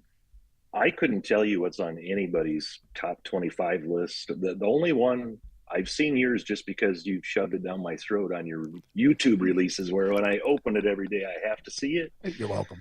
But I honestly quit. I don't look at them at all. I have no idea what lists are out, so. Chad thinks that we're shoving it down his throat. Does everybody else think we're shoving it down their throat? Holy shit. Well, I just, I open YouTube every day, and there it is, and I look at it. I guess maybe I don't follow enough other people to where it's not right in my face when I get up. Well, good. Don't. We're the best. Yeah, don't listen to anybody else. Fuck them. I'm joking. I mean, we are the best. No, I'm joking. Okay. No, you're not. No, yeah, I really am. Look, Coop's got his list that's out, and I think Coop does a good job with his list. And our first guest has arrived, folks, for our After Dark series, our monthly live show that we do for you guys and for our LE Club members. And it's none other than president of McAuliffe Cigars. It is Dan Thompson. Dan, welcome to the show. Hey, guys. Wow, was I surprised tonight to hear you recognizing our cigar. I didn't read the article online. I haven't been on social media in about 2 months. I don't blame you. And I just had to take a break. I'm going on 5 years of leading what we're doing in McAuliffe Cigars, and I just needed to decompress and do some other projects. And I turn on YouTube tonight, and Simply Stogies After Dark was showing as the premiere video in my YouTube feed. Well, they made a mistake. So thank you guys so much. We're so honored, and it's so good to see Chad and Lou. Yeah, man. Like Chad, the ambassador of the year for 2023. He'll serve this year as the McAuliffe ambassador of the year. So we're very honored to have him on the show tonight and as a supporter. Let me ask you, Dan, because you're obviously in the space. You're a manufacturer. Like, do you pay attention to these lists? Like, because I'll be honest, the black isn't just on our list; it's on a lot of people's list. Like, do you pay attention to this stuff? Yeah. So there's a couple of perspectives that we have. As I entered this industry about 5 years ago, I called a lot of people because I had a lot to learn, and spending time with retailers. As you guys covered earlier, Cigar Aficionado and their top 25 list is definitely the broadest read list that's out there. But as a manufacturer, my question to the retailers were, how does this affect your sales so that I can make sure you have the right cigars on the shelf? And they told me that the volume doesn't really fluctuate for 2 through 25, that people come in and they'll buy the list, but it's what they already have on the shelf. They said, though, number one can be a game changer for people. And it's very impactful to be number one on that list. But me personally, I'm really excited about other lists. I think it's kind of a snapshot in the year that evaluates, not only what kind of product that we have in the marketplace, it allows the coupe, the Simply Stogie, the half wheel to kind of roll up feedback that's going on in the cigar universe and put in perspective each year what's happening. And, I know a lot of great brands are just missed of things that I've discovered and found. They just never get picked up in these lists. And so I feel really bad for them. I've never been a list smoker myself because I tend to rely on my tobacconist and my friends to help guide me in my selection, especially outside of McAuliffe cigars. But like your list tonight, your top one, I was completely unfamiliar with. And, and I don't know if I've got a big dumb shit hat on when I've never seen it or aware of it, or if I should know it and have already smoked it. But it's really cool this time of year to get the different list. Many of the brands I'll know and be aware of, but I'm just so happy for them to get recognition because it's important for them. Yeah, no, I think it is. And we always, here at Simply Stogies, we have always kind of sided, I guess, with the boutique brands, the smaller brands, the brands that aren't going to make a Cigar Aficionado top 25 list. But that doesn't, I think there were a couple this year that overlap. I know at least the M81 was on Cigar Aficionado's list. It's on our list. So I think there's some overlap between them. And the M81's one of the 3 largest manufacturers in the business. Oh, yeah. Like, exactly. Like, they're not boutique at all. That doesn't mean they can't do cool boutique stuff, though. No. That's the advantage they have. They've got such a great tobacco inventory. It's funny you say that, Dan. A couple of years ago, I was at an event, and I didn't mean to be at this event, but I was at this event. I don't want to say who the manufacturer was, but let's say it wasn't General, but it was the other one. And sure. I was talking with one of their reps, and a very nice guy. And he started asking me questions because the owner was like, "Oh yeah, this guy does a podcast. He's got a website. And he does this and he does that." And the guy, so he's talking to me, trying to get me to smoke one of their cigars. And I'm like, "Thanks, no thanks." Like, I've smoked them. It's like they're good. They're all right. They're good cigars. Like, I wasn't trying to be a dick. I'm like, but I kind of gravitate to boutique. And he's like, "Oh no, these are boutique." And I'm like, "Wait, no, they're not." He's like, "No, we do like small batch stuff. We do craft things. Like, that's what we're doing now. We're breaking down these big lines into craft." And I'm like, "No, that's not how this works. It's not how any of this works." Like, you're still taking tobacco from this, as Rick Rodriguez said, out of this kitchen, this corporate kitchen that has literally everything. And you're trying to distill it down into something that's boutique, and you're missing the essence of boutique completely. And he just kind of looked at me quizzically. I'm like, "Hey man, have a good night." I went and sat down and smoked whatever cigar I was smoking. That wasn't the other one, but wasn't General. But it's interesting, like talking about the top 25 in Cigar Aficionado. A couple of years ago, and you can go find this on YouTube. It was at the PCA, the 2022 PCA, not the 23 PCA, but the year before. We went to the McAuliffe booth, and we went around because you have different stations that you take retailers to, and you took us around and you did your presentation just like your sales folks do for retailers. And we got to one that had Cigar Aficionado on it, and then a lot of fake money on top of it. I don't want you to regurgitate everything that you said that day, but I know that there was a study that you guys did with TCU, if I remember right. Is that right? Yeah, we did a study with TCU. Maybe I'm supposed to be more diplomatic. I don't know. I haven't been on social media in 2 months, so why not? I don't want to put you on the spot, Dan. It's okay. Okay. Every manufacturer brand cozies up to different media channels. And in the case of Cigar Aficionado, as I like to say, little C aficionado, they have built brands since the 90s.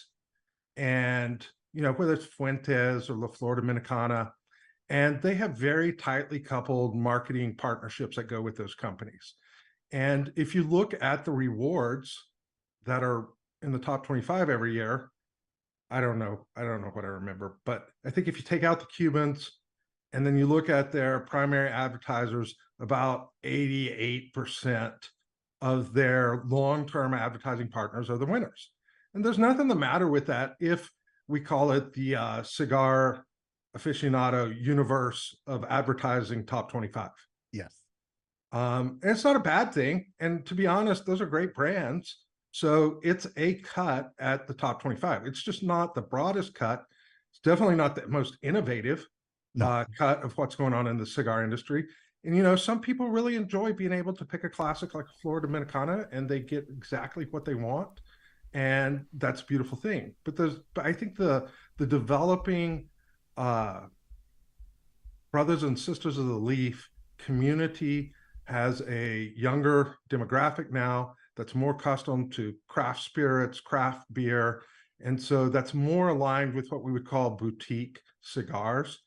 And, I was joking when I said a major can make a boutique cigar. They really can't because they don't have the spirit and innovation that you have in a small company. It's your constraints in a small company that drive you to innovate these kind of endpoints like the McAuliffe Black.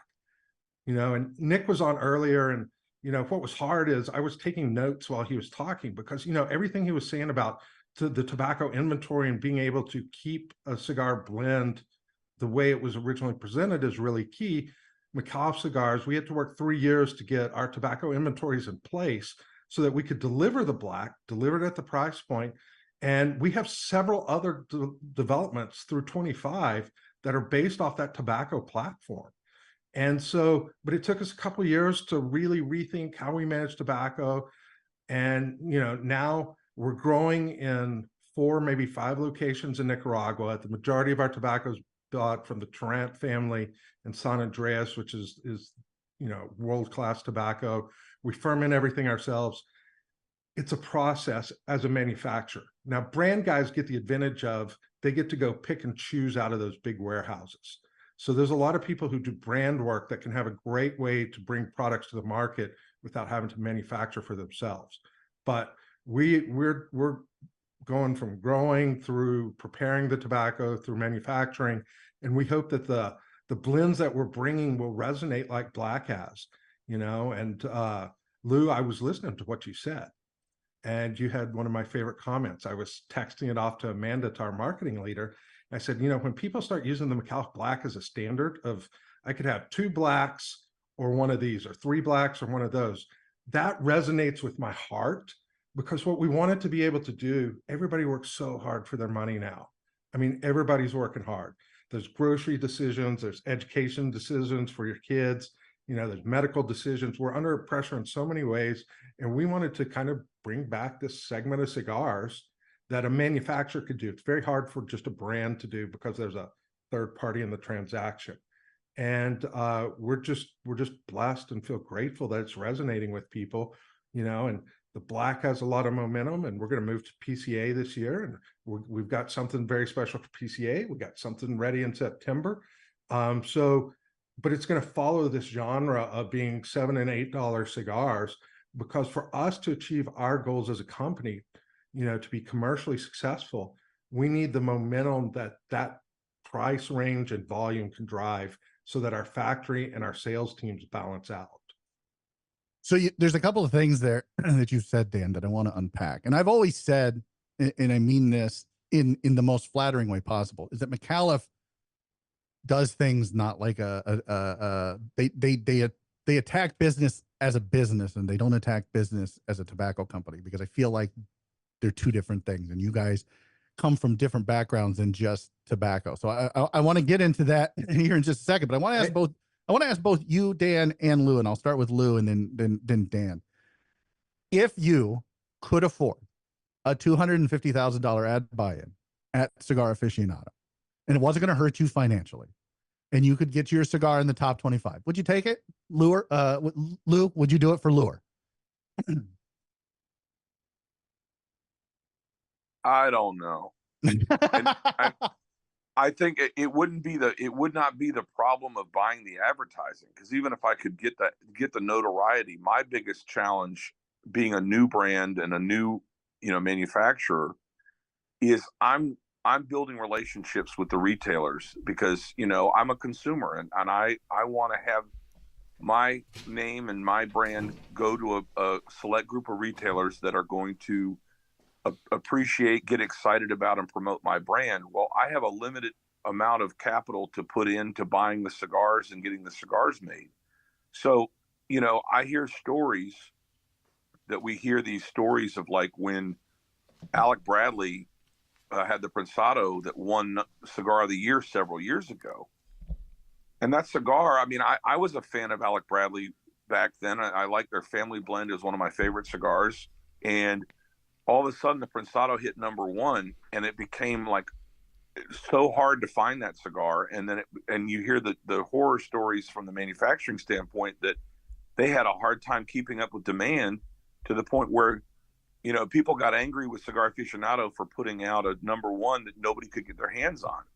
And I want to make sure that my cigars are accessible, and that they are approachable, and that they're fun to smoke, because I enjoy smoking cigars. So if the ad was free and I could get in there, I would love to have the exposure. I would love to have more people know about my brand, but I would not want to jeopardize the ability for, people to get out there and smoke my cigars because I couldn't keep up with demand.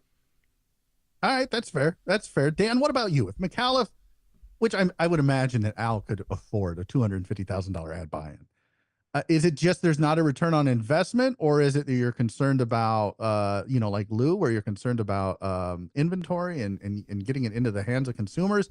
Why doesn't McAuliffe, take advantage of this pay to play with Cigar Aficionado to get some exposure?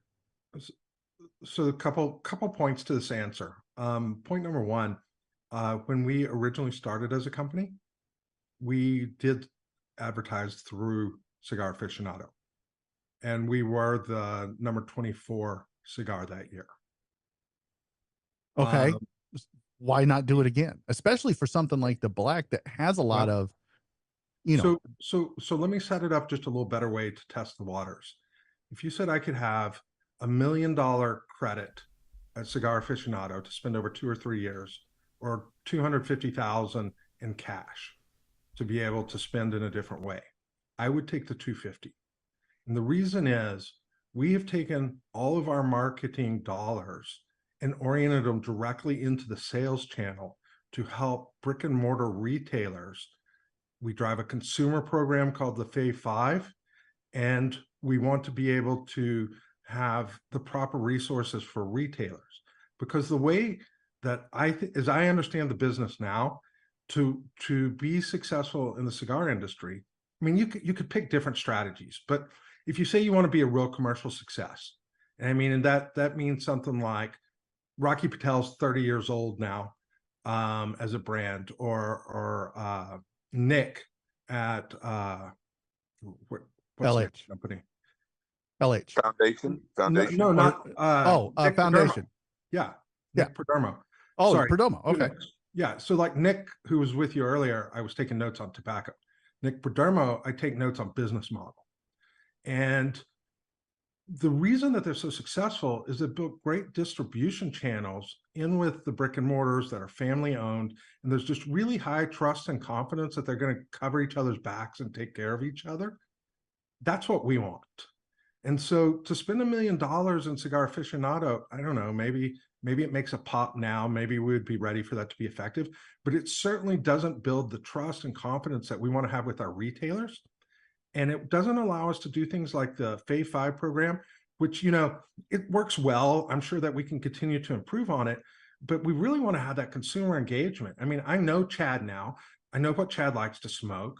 I know that the Londres 5x40 is a format that causes real addiction problems for him.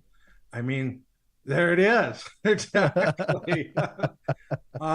So for us, it's a strategic choice. And I don't think that advertising wins in the long run. I think in the 90s, when it was the only publication in existence and there was no internet, it was a genius strategy. But I think today, in the way that social medias work, the other program that we have that we're investing in our money in today that I would use out of that 250 is working with tobacconists. We're really trying to work with and train and educate. And every retailer has a problem. They'll get 2 or 3 people trained up really well, and then somebody will leave and you get a new person. So being able to provide cigars to the tobacconist and the training programs, we're not as good as the Davidoff program is in terms of the video, but, they had a bigger head start. But we really want retailers to know that we're going to do everything we can, that when they spend their hard money on it, that we set it up so that we can connect with consumers and turn those boxes as quick as we can. And I just think it's a different mindset than saying, hey, let's advertise somewhere. Yeah. You guys have made a commitment, and this, you can go back to 2020 and read the press release that McAuliffe put out when they decided not to go to the trade show in 2020. And I don't think you went in 2021, but you went back in 22 and you were there this last year. That you wanted to really focus on retailers, and both yourself and Lou mentioned retailers as being more important than some marketing campaign in a magazine or on a podcast or anywhere else. Why is that? Because I'm going to ask. I'm asking this not as a media guy, because as a media guy I understand it, but as a consumer, the shops. And this, I kind of already know the answer, but there are some shops that are really great about having a tobacconist, and there's a difference between having a tobacconist and having an order taker.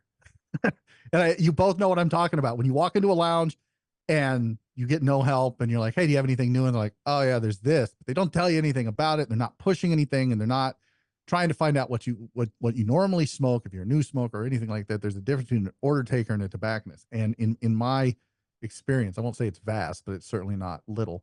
There are those types of shops are few and far between. Is this a case, Dan? I'll ask you first, because you have more experience with this. Is this a case where McAuliffe is not always a great fit for some retailers? That's possible. Let me zoom out just a little bit to provide the context and how I look at it and how Al McAuliffe looks at it. And we've got Mickey Pegg now building his business, and we're selling together with All Saints, which is good to have 2 young companies working together. I'm going to zoom out. So I'm writing an article right now. I'm dangerously stepping into the written page. And its working title is "What Have We Done?" And if it's published, it'll come from a substantial university that puts out a monthly newsletter. And the premise behind it is, what have we done in our country? What have we done to ourselves? And my view is that we've made a lot of decisions where we've outsourced our families. We make decisions where kids get extra care because mom works also. And, it's not the same nuclear structure that it was 40 years ago. And on the flip side, we've taken our financials and we've outsourced. So in our business life, we've made a lot of decisions that are always in pursuit of maximizing return. And I think that's a mistake that's going to hurt us as a country, because you have to think about what's the greater good, and I left a Fortune 500 company to run manufacturing companies. One is a cigar, one is another one. And, the benefit of that is it generates jobs in the local economy, it stabilizes families.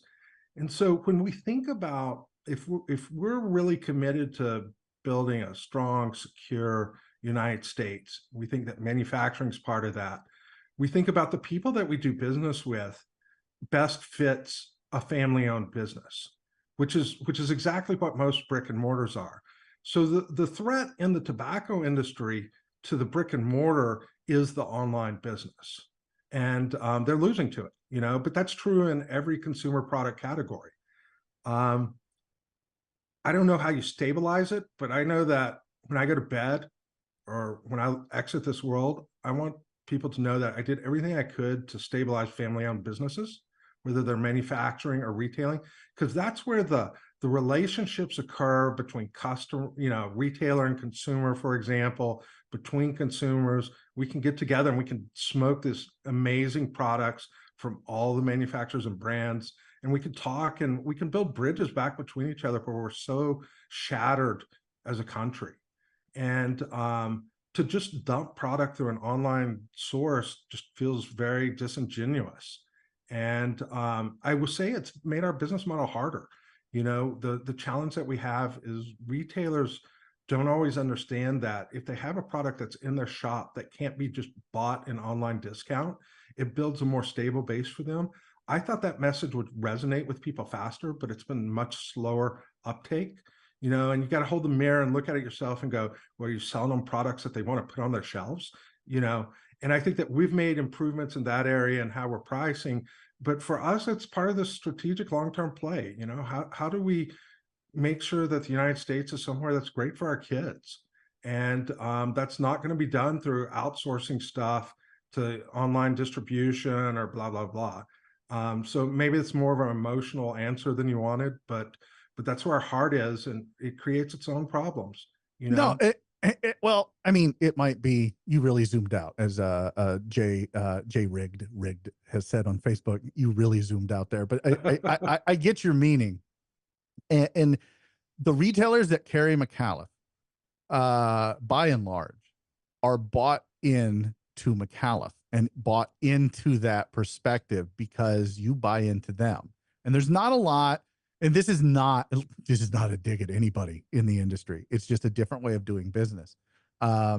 You guys have really embraced that and gone after that. And because of that, retailers have turned around and embraced you, because you do want to stabilize mom and pop shops. You do want to, you want to go back to those core American values, so to speak, where you're not relying on others to do it. You're doing it yourself. And we can't magically wave a wand and the retailers be well, but we can construct a business model that other people may say, hey, maybe we should spend more money with the retailers than the online advertisers. If the money that was spent by cigar brands on Cigar Aficionado was spent in the retail channel, helping brick and mortars be better brick and mortars, our whole ecosystem would be better, and we'd be much better at growing the consumer base, because the people who are non-smokers, they're not reading Cigar Aficionado. No. They're doing other activities and passions, and we want to be able to bring them in. We still want to be able to incorporate more women. That's where the money is in the country, and we've seen that happen with certain of our products because it just kind of resonates. Maybe it's the Vitola size where something's just fits more comfortable, not as long a commitment. There's a lot of reasons and thinkings that we do. But, we can just be an example and work hard to be successful and know that what we've done, the in-person who bought it, that's our friend that's out there somewhere in the country, they chose to spend their hard-earned money on our product at our retail shops where we had partnerships. Yeah. And that's all you can do. Absolutely. Now let me ask Lou. Lou, why aren't you doing what McAuliffe does? Well, I'm joking. one, I'm joking. one, I'm joking. I don't have McAuliffe's Money? history, backing, money, whatever you want to call it. Sure. So let me ask you this: like, are there takeaways? Like, is there anything that Dan's Absolutely. saying? Yeah, there. I figured there was. No, I mean, I'm listening here as a new manufacturer, but I want to speak to the relationships. I mean, for me, I used to do a lot of travel, and when I would go to different cities, I would always find a home away from home at a cigar lounge. And in terms of the people that are there, that's what it's about. You have to make a choice. Most humidors that are well stocked have got hundreds of facings, and they have to decide what they're going to smoke. And there's a lot of great cigars out there. There's some from the big corporate, entities, and there's some from the smaller entities. But I always try to support the brick and mortar, and you always go into a lounge and you always buy cigars from them. They're not one of those guys that is going to bring his own cigars to the lounge and smoke and use the resources, because that retailer that puts hard-earned effort and their money into the equation, they have to decide. They have to figure out what brands are they going to bring in, what brands are they going to promote. And I want to have a great relationship with those retailers so that they are likely to suggest my cigars and share them with other people so that they will share. And it's word of mouth. I mean, I think that one of the things that, I used to have a background in advertising too, and word of mouth, you can't beat that. I mean, it's got the best return on investment in terms of being able to get people to say that this is a great cigar. And I give McAuliffe a lot of props in their ambassador program, of which I am an ambassador. I'm not the level that Chad is, but nobody is.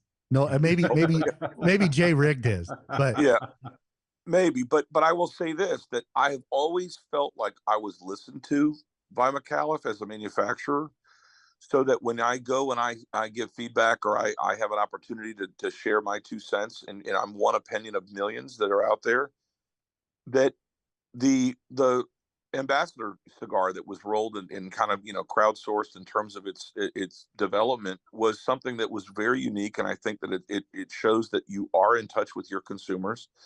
The retailers like to suggest that, because they can say, look, this is a cigar that's out there, and try these other ones. And if you like this, it gives you a great introduction to the brand. For my brand, it's a fun brand. It's something that I did because my dad had passed away, and he and I shared many, many cigars over the time this last year. And for the last 30 years that we smoked together while we fished. And so I wanted to come up with a concept that was something that was reminiscent of how I got into the industry, because there's so many different activities that are cigar friendly. There's fewer and fewer places to go out there and smoke them. But the places that do give you and afford you the opportunity and the luxury of being able to sit inside and smoke when the weather's inclement, or you want to have a conversation with fellow enthusiasts, you've got to support those folks. And, putting out a cigar, you can buy cheap cigars and sell them for a lot of money, and you'll probably sell a few at start because they're new. Everybody likes what's new, but you've got to build those relationships and that lifelong commitment of something that's great, and they'll come back to it. And it's that second and third and fourth sale that makes a difference. So I don't know about advertising in a raw sense of just traditional advertising, where you get exposure. That's great. But if you don't have the relationship to back it up with the people that are out there selling your product, because I don't sell direct to consumers. McAuliffe doesn't sell direct to consumers. That it's going to be a short-lived flash in the pan type of thing, and that's not what I'm trying to do, and I know that's not what McAuliffe is trying to do. So, no, I agree. I wholeheartedly concur. Buddy Warren's watching. James. He's an ambassador. Yes, sir. Go ahead. May I interrupt? Lou Absolutely. knocked the cobwebs off of me with something that he said, talking about going into the lounges. The third reason that's so important is our legal rights to smoke are only preserved by the brick and mortars. Because Agreed. if you're in a major corporation selling online, you don't give a shit if there's places that people can go publicly smoke. As a matter of fact, if you could wipe them out and be the only way people buy cigars and force them to the homes, that's a win. So every piece of legislative work we do is a combination of the brick and mortars and the manufacturers of brands working together. It is not the online guys. So Lou, thank you for knocking the cobwebs off of me and helping me remember that, it's also about our rights and our freedoms. And it only happens through the brick and mortars to be able to preserve those. Yeah, no, 100%.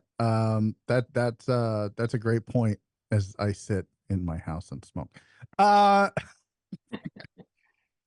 So there was something else you said, Dan, that I want to I want to touch on, the economy. And what you said was that you're keeping, like, the black. It's a $7 or $8, $9 cigar. It is a sub $10 cigar, and it's fantastic. It has made it into a lot of lists. And you've done that.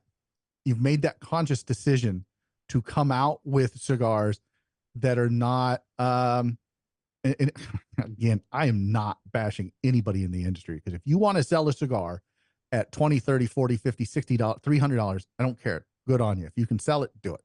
But when guys come out and say, that the future of the industry is $20 cigars, $30 cigars, you're not going to see $10 cigars anymore.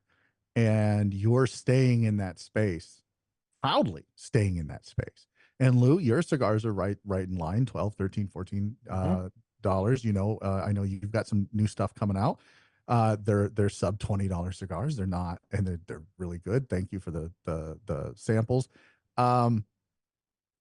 You both have made the decision to not go after what Charlie Minato called a cash grab, which is what the industry seems to be leaning towards. You have and not bashing them. The La Vereda, the Senator, my number one's a $32, $33 cigar.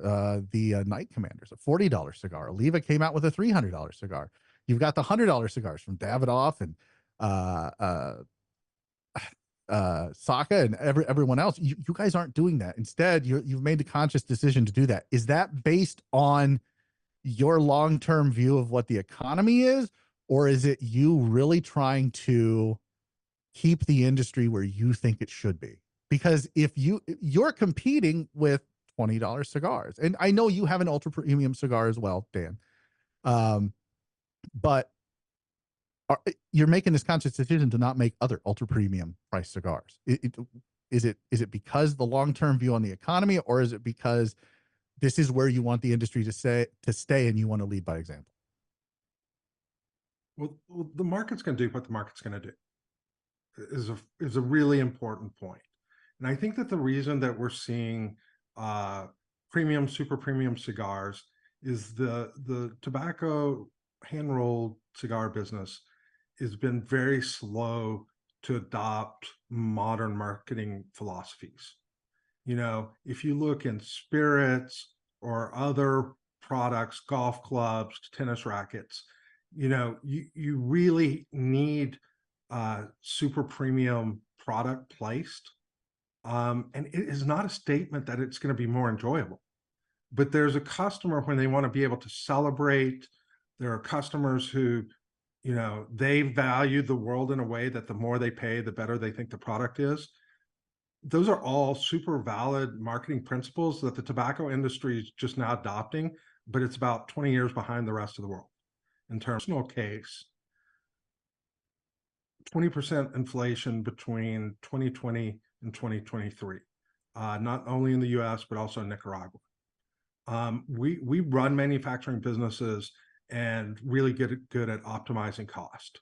We made packaging decisions to pull cost out of the product, because when we think about what we can do best to honor the people who really buy and enjoy our cigars, we think that it's very important to have this $7 or $8 cigar. Now, I don't know any, I'm not a leader in the industry. There are other people who could do it. I don't know what they're going to choose to do. I hope they stay away from it. I hope they keep building super premium cigars. I hope they grab all that cash, because it just creates an opportunity for us to accelerate our growth and to build brand trust with the consumers that are out there. And so we think it's a great opportunity that everybody's running the prices up on their cigars, and good for them. That's great. I understand all the marketing theory, but we want to earn trust and confidence. And it's become a case of somebody buys a black or they get two blacks, then they kind of move to a 5-pack. and then they start becoming a box buyer. We got retailers who are like, I haven't had box buyers in a while. And I'm like, it's because you've outpriced what they can afford. You know, there's a big difference between a $200 box with 25 sticks and a $400 box with 10 12 sticks. Yeah. Yeah. And like I said, there's nothing wrong with any strategy, but we really would like to be here and do this for a very long time. And so when people get squeezed in an economy, they tend to remember the people who served them well. And so if every other manufacturer brand will just charge out the ass for their cigars, I think that's great, because it just creates an opportunity for us to put a great product out there and build trust and confidence. 100%. I agree. A couple of comments real quick. Buddy Warren says that he bought McAuliffe and Lure tonight at Jerry's Northeast. And Jay Riggs says people are very money conscious right now. From what he's seen, people that buy cigars north of $30 are just trying to show off. Screw you. Look, I really like the Senator. I mean, it's a great cigar. I made my number one, but I get your point, Jay Rick. I get your point, but it's I like Dan said, if you could, I think, look, John Huber came out a few months ago, right after the trade show, and said that that $20 cigars were going to be the norm, like going forward. That was it. This was going to be the norm. And I don't know if I agree with that, especially like Dan pointed out, 20% inflation over 3 years. That's a lot of inflation. People throwing around the word recession. People have thrown around the word depression, maybe in the future coming up. Like, who knows? Who knows? I have my own personal theories on what's going to happen, but that's not what type of show this is. So instead, Nimmer from Valkyrie Cigar says that James loves showing off. That is not true. It might be a little true. Let me ask Lou the same question, because you're not going $20 cigars, $30 cigars. You're keeping it in the sub $20 range. My dad was my dad was born in the 30s in the Depression, and he talked about, you know, what they did to survive, and he never put a lot of effort into buying into luxury brands. I like nice things. I like nice watches. I'm not a jewelry guy, but I like nice watches. I have my, you know, levels and standards that I like to, kind of, strive for. It's a motivator to succeed and to do things. That's great. And I do like to smoke nice cigars as well. But, for my personal brand, I wanted to be accessible. And even in the packaging discussions, I've noticed from the last 30 years of being a cigar smoker, I love a box. I love having the box and cracking the box and having a new box to open. And it was something that Curavari did years back, where they had these little 10 count boxes that you could buy for 50, 60 bucks at the time. Now they're more, they're probably closer to 100, but with inflation. But my cigars I sell in 10 packs, and my packaging is very, very pedestrian compared to some of the elaborate stuff. I mean, they're well packaged, but they're designed so that their focus is on the cigars that are in the packaging. And it's a different approach. I mean, I want to make sure that if people can afford 1 or 2 or 5, they can afford 10. And it's not going to be a commitment more than $100, because if you go back in time when people would drop money on boxes, when Dan was talking about the retailers commenting that people don't come in and buy boxes, who can afford $250, $500? If you can do it, that's more power to you, but that's just not the type of average, my friends that I hang out with and we smoke together, they're not dropping that kind of coin on any one cigar at a time. They'd rather have a variety. So you've got to make it somewhat accessible to them and put it in a way that a 10 count box, if you look at even some of my favorite retailers, they've moved away from 25 count boxes, 20 count boxes. They're down to somewhere between 10 and 20, these weird numbers, 12, 13, 15 cigars. And now, most cigars that you see are coming out in 10 count boxes. The problem from a manufacturing standpoint is that box costs you the same for one cigar as it does for 50 cigars. And so, the packaging is an expense when you're talking from a manufacturing standpoint. It's got to make sense. It can't be too few cigars in the box, because the box is expensive. I've looked at maybe doing an LE in a box or something else, but it's like, how many boxes I mean, how many cigars do you have to put in the box to make it worth, the price point, and be able to keep the cigars at a reasonable cost? So yeah, I mean, it's I would love people to go in and buy 10 packs of my cigars at a time. Are they going to buy 20? It gets to the point where they're making a pricing decision, and that's just where we are right now. Yeah. Look, I like smoking nice stuff. I'll smoke a Padron. I'll smoke a $40 Padron or a $30 Davidoff or a $30, Highclere Castle Foundation. I do enjoy those cigars, and I think most cigar smokers do. But when you're a cigar smoker, it kind of all boils down to what type of cigar smoker you are. For me, I'm a 3 to 4 cigar a day cigar smoker. Some are, once or twice a week, and everywhere in between. And so, like you said, you're really making a decision based on what you can afford personally. And with the economy the way it is, I think that staying sub $10 or sub $20 right now is probably the way to go. And if you can do what McAuliffe's doing and come out with new cigars that aren't just good, but are interesting and are fun to smoke over and over and over, like you're in that sweet spot. So I want to ask quickly the two consumers on the call, Tim and Chad, like, where are you guys at? Tim, let's start with you, because you've been rather quiet for the last hour, which is a little disturbing. Where are you at when you're making a decision buying cigars? Are you looking at price? I know you're always looking at price, because you're like, I don't smoke $20. Well, that used to be completely true, but thanks to you, you're welcome. That's changed. Yeah, no, I mean, and it's gotten harder as time has passed. Everything has gotten more expensive and everything like that. But, as you guys were talking about packaging, I buy a lot. I have bought a lot of boxes, and so there's a ledge that goes to my basement, and I've just been stacking all my empty boxes on this ledge. And I'm walking downstairs the other day, and I'm like, what the hell am I doing with all of these boxes? So I think I told the wife, I said, next or this year, if we go camping, I'm bringing a whole bunch of those, and that's how we're going to start the fire. Great kindling. But I think, I like that some of the manufacturers have come out with the 10 count boxes, because I can still get the box, but I'm not committed for 20 or 25 cigars. That's a fair point. Like, if you're going to smoke a $20, $30 cigar and they come in a 10 count box instead of a 20 count box, I mean, it halves the price. So I suppose that's a good point. I try not to think about it. I just buy what I like and let the wife bitch at me later. Chad, don't you do the same thing? Just buy what you want and let the wife bitch at you later? Yeah, it happens every month. Yeah. It does happen every month. Yeah, and I kind of agree on the packaging too. I do like buying boxes. I like 10 count boxes, and honestly, the only company that I buy more than 10 count is McAuliffe, and that's just because I love the cigars. If I love the cigars, I don't care. They can be 20 or 25 or 16 in the collector's edition, but as time passes, I'm fine with ordering 10 count bundles wrapped in butcher paper. I just don't care anymore. It's more about the cigar. Yeah, 100%.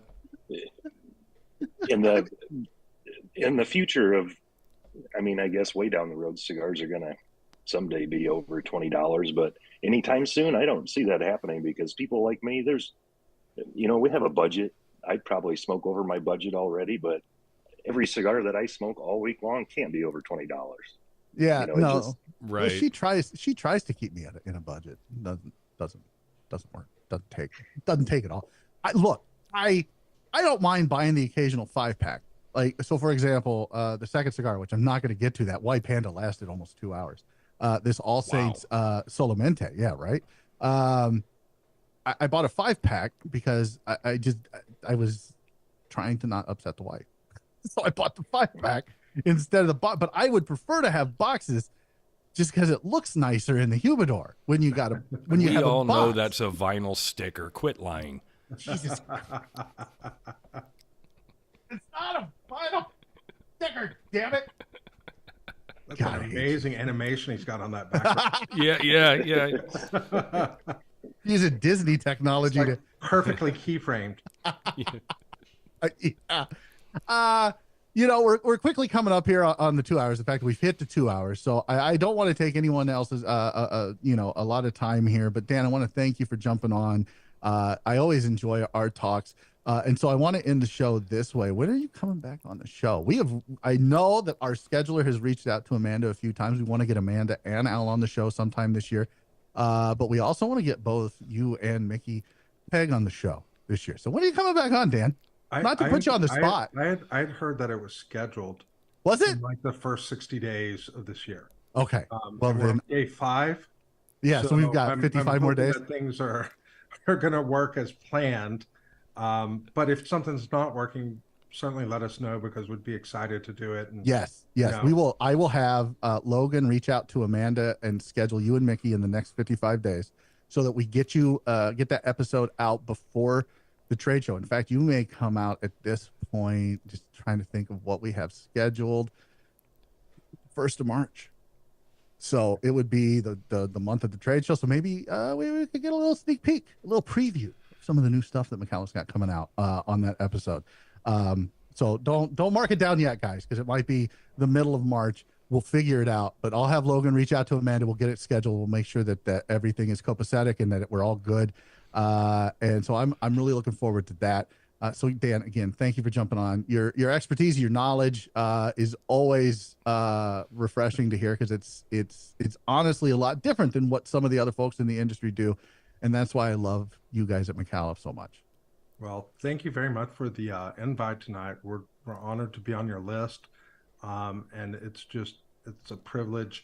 Chad's working as ambassador of the year now to have the McAuliffe ambassadors out there and the feedback that they provide us to really help shape the business. So I'm sure my perspective is different because I get to listen to a lot of people on a regular basis, and we're grateful for that too.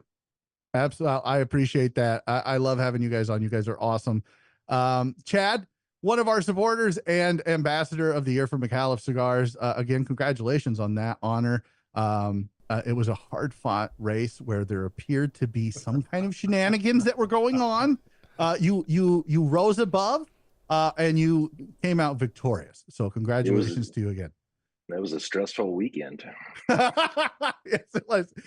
Very stressful. I remember seeing posts where you're like, yeah, I'm not going to do any of that. You want to vote for me, whatever. That was awesome. It's good stuff. I want to thank Nick for coming on. Busy guy. And so I appreciate him taking the time. Lou, it's always fun to talk to you, man. Thanks for coming on. Thanks for supporting us. And tell the folks where they can find Lure Cigars, because I know you're in a few shops, but if you're not around any of these shops that you're in, go to oxfordcigarcompany.com and they've got them there. And I think there's a coupon code somewhere that was. I do believe that it went across the bottom at one point. Yeah, I don't know what it is. It might be we can't say that it's our podcast name, so we're not going to say that. Yeah, you can go to find out more at lurecigars.com and follow us on Instagram at Lure Cigars. And, we got a list of our retailers that we're growing. We got a few more retailers that are going to pick up here after the first of the year. And hopefully, our slogan is smoke great cigars and tell tall tales.